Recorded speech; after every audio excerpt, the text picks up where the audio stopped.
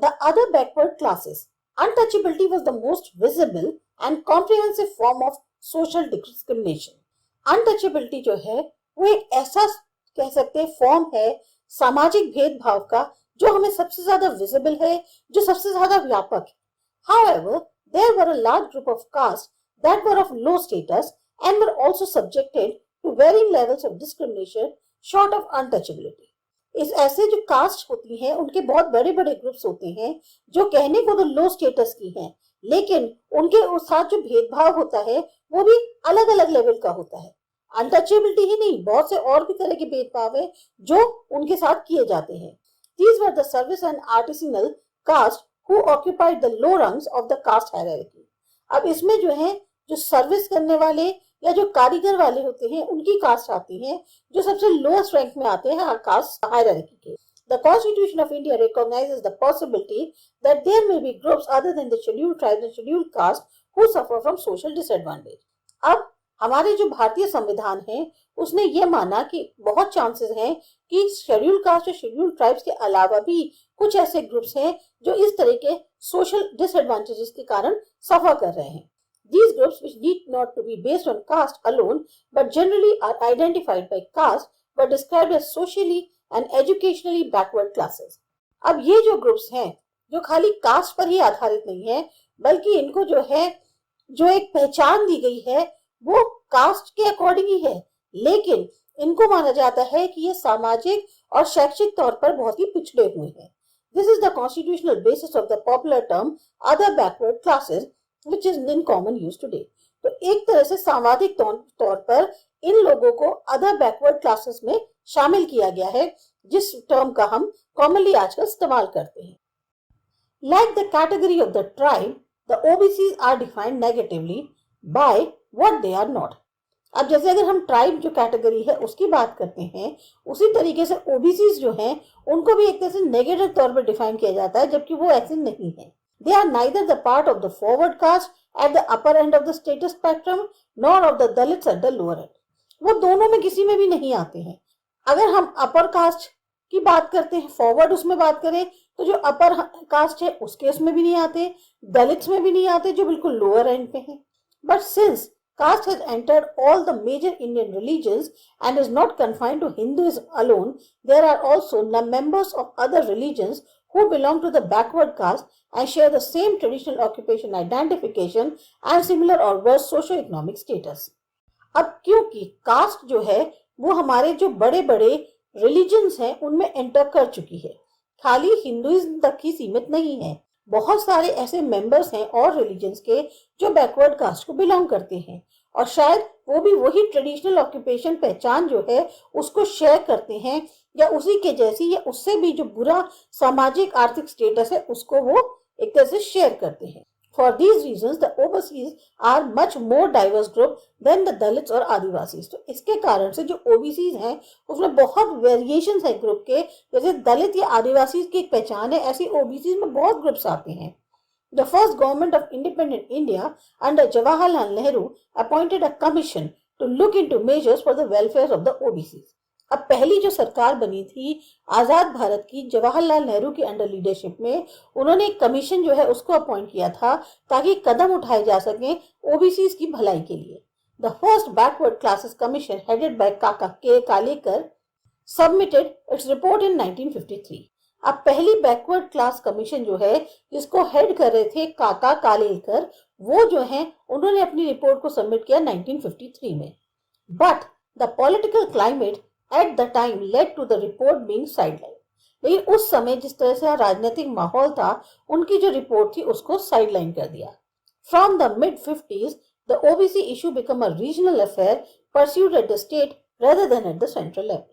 पर mid-50s के बाद से जो OBC का मुद्दा था अब वो एक क्षेत्रीय तौर पर एक मुद्दा बनने लग गया और स्टेट लेवल पे उसको आगे बढ़ाया जाने लग गया बजाय सेंट्रल लेवल के.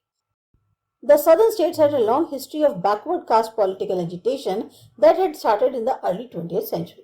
जो साउथ के स्टेट्स हैं उनका भी एक बहुत लंबा इतिहास रहा है. बैकवर्ड कास्ट को लेकर जो पॉलिटिकल एजिटेशन है वो उसकी शुरुआत हुई थी 20th सेंचुरी में. Because of these powerful social movements, policies to address the problem of the OBCs were in place long before they were discussed in most northern states. इन्हीं सब जो स्ट्रॉन्ग सोशल मूवमेंट्स हुए, इनके कारण जो नीतियां थी जो एड्रेस करने के लिए बनाई गई थी, प्रॉब्लम्स जो ओबीसीज की हैं उनको, वो पहले से ही प्लेस की जा सकती थी। जो नॉर्थ स्टेट्स में आई है उससे पहले से ही साउथ में वो चीज हो रही थी। The OBC issue returned to the central level in the late 1970s after the emergency when the Janata Party came to power. अब ये जो OBC का मुद्दा था, ये सेंट्रल लेवल पे दोबारा आ गया 1970s में, जब इमरजेंसी के बाद जनता पार्टी पावर में आई।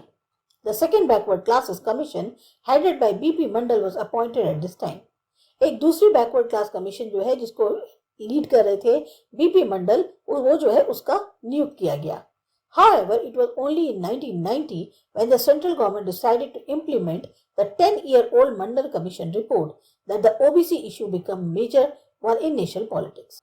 अब 1990 में जो सेंट्रल गवर्नमेंट थी उसने ये डिसाइड किया कि जो 10 साल पुरानी मंडल कमीशन की रिपोर्ट है इसे लागू कर दिया जाए, और नतीजा ये हुआ कि ओबीसी का जो मुद्दा है वो एक बहुत बड़ा मुद्दा बन गया नेशनल पॉलिटिक्स में। Since the 1990s, we have seen the resurgence of the lower caste movements in North India among both the OBCs and the Dalits. अब 1990s के बाद से एक तरह से वापसी हुई लोअर कास्ट मूवमेंट्स की, जो कि हमें नॉर्थ इंडिया में देखने को मिली, दोनों के ही अंदर, ओबीसीज में भी और दलित्स में भी। The politicization of the OBCs allowed them to convert their large numbers. जिस तरह से ओबीसीज का राजनीतिकरण हुआ, उसकी वजह से उनकी जो संख्या थी वो बढ़ती चली गई।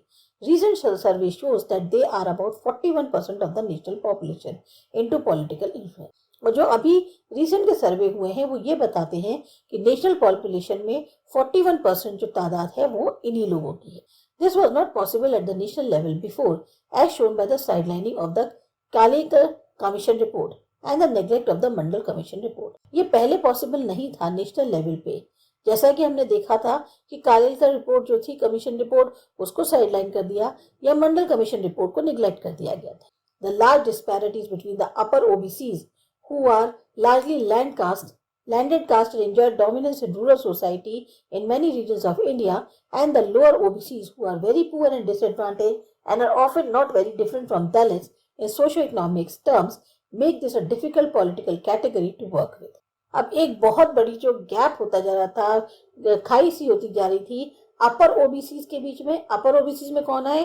जिनके जो एक बहुत बड़े लैंडेड कास्ट वाले लोग होते हैं, जिनकी रूरल सोसाइटी में कई क्षेत्रों में इंडिया के काफी दबदबा है, और एक है लोअर ओबीसीज जो बिल्कुल ही पुअर है, डिसएडवांटेज है, और उनकी जो कंडीशन है वो दलित से ज्यादा अलग नहीं है सोशियो इकोनॉमिक टर्म्स में।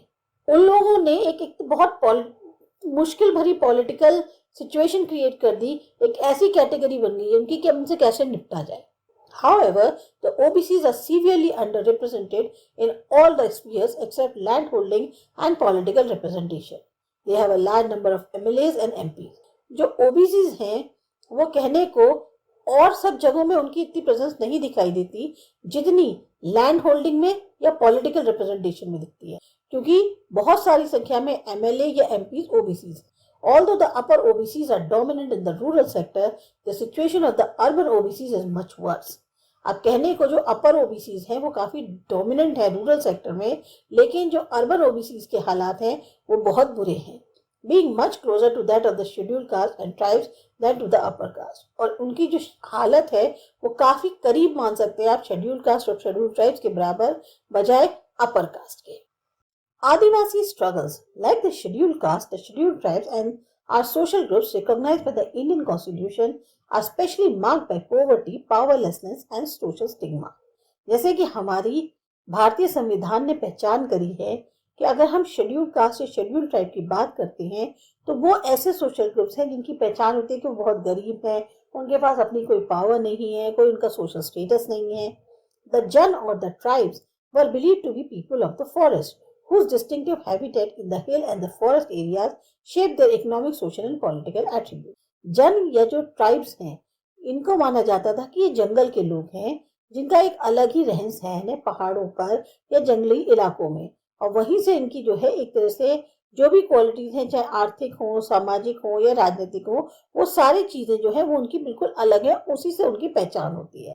However, ecological isolation were nowhere absolute. Tribal groups have had long and close association with Hindu society and culture, making the boundaries between tribe and caste quite porous. जो tribal groups हैं उनका एक बहुत लंबा जुड़ाव रहा है हिंदू समाज के साथ, उनकी संस्कृति के साथ, जिसकी वजह से जो दोनों की ही जो बाउंड्रीज हैं ट्राइब और कास्ट दोनों काफी पोरस हैं। अगर आपने चैप्टर 3 में जो कॉन्सेप्ट पढ़ा था ट्राइब के बारे में, उससे आपको आइडिया लग जाएगा।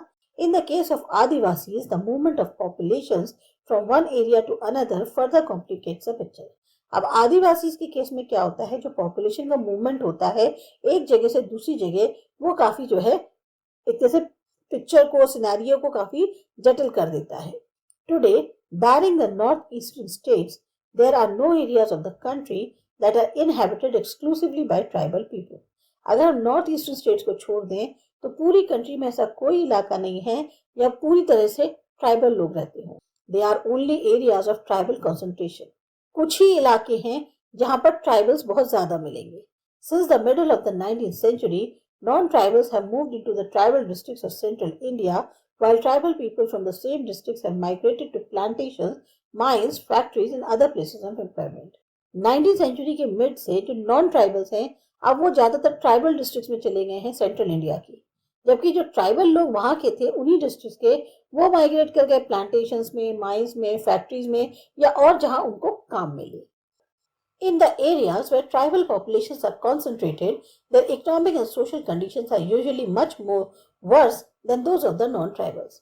वो इलाके जहाँ पर ट्राइबल पॉपुलेशन बहुत ज़्यादा है तो वहाँ जो उनके आर्थिक या सामाजिक हालात हैं वो काफ़ी बुरे हैं नॉन ट्राइबल्स के मुकाबले। The impoverished and exploited circumstances under which Adivasis live can be traced historically to the pattern of accelerated resource extraction started by the colonial British government and continued by the government of independent India. जो उनके इस तरीके के गरीबी के या शोषण के जो हालात बने हैं जिसमें आदिवासी रह रहे हैं, इसका हम अगर चेक करें तो हमें इतिहास मिलता है कि किस तरीके से उनके जो रिसोर्सेज थे उनको एक्सट्रैक्ट किया जाता था और बहुत तेजी से किया जा रहा था कॉलोनियल ब्रिटिश गवर्नमेंट के द्वारा, और बाद में जो लगातार जो गवर्नमेंट ऑफ इंडिया थी, इंडिपेंडेंट इंडिया, उसने जारी रखा। From the late 19th century onwards, the colonial government reserved most forest tracts for its own use, severing the rights that Adivasis had long exercised to use the forest for gathering produce and for shifting cultivation. Late 19th century से क्या हुआ, जो colonial government थी अब उसने जो forest के area था उसको रिजर्व कर दिया अपने खुद के इस्तेमाल के लिए। जो आदिवासी के अधिकार थे उनको जो है एक तरह से जिसमें वो जंगल से चीजें इकट्ठी करते थे, जो वहाँ की पैदावार होती थी उसके लिए वो इस्तेमाल करते थे, या फिर जो वो शिफ्टिंग कल्टीवेशन के लिए यूज करते थे उससे उनको एक तरह से हटा दिया, महरूम कर दिया। Forests were now to be protected from maximizing timber production. अब फॉरेस्ट को क्यों जो है प्रोटेक्ट ज्यादा किया जा रहा था, ताकि टिम्बर प्रोडक्शन ज्यादा से ज्यादा हो सके। With this policy, the mainstay of their livelihoods was taken away from the Adivasis, rendering their lives poorer and more insecure. अब ये जो उन्होंने नीति अपनाई उसकी वजह से जिससे आदिवासी लोगों की जीविका चलती थी वो जो है उनसे छिन गई और उनकी जो जिंदगी थी वो गरीब और ज्यादा असुरक्षित हो गई। Denied access to the forest and land for cultivation, Adivasis were forced to either use the forest illegally or migrate in search of wage labor. अब जब आपको जंगल में जाने नहीं दिया जा रहा, जमीन का इस्तेमाल करने नहीं दिया जा रहा है कल्टीवेशन के लिए, तो आदिवासी को मजबूर होकर या तो जंगल में इलीगली घुसना पड़ रहा था या उनको जो है एक दिहाड़ी मजदूर के तौर पे कहीं काम के लिए वहां बाहर निकलना पड़ा। जब वो जंगल में इलीगली जाते थे तो उनको प्रताड़ित किया जाता था कि तुम जो हो एनक्रोचर्स हो, तुम थीव्स हो, तो उनको जो है मजबूर होकर जो है उसको छोड़ना पड़ता था या फिर कहीं काम की तलाश में निकलना पड़ता।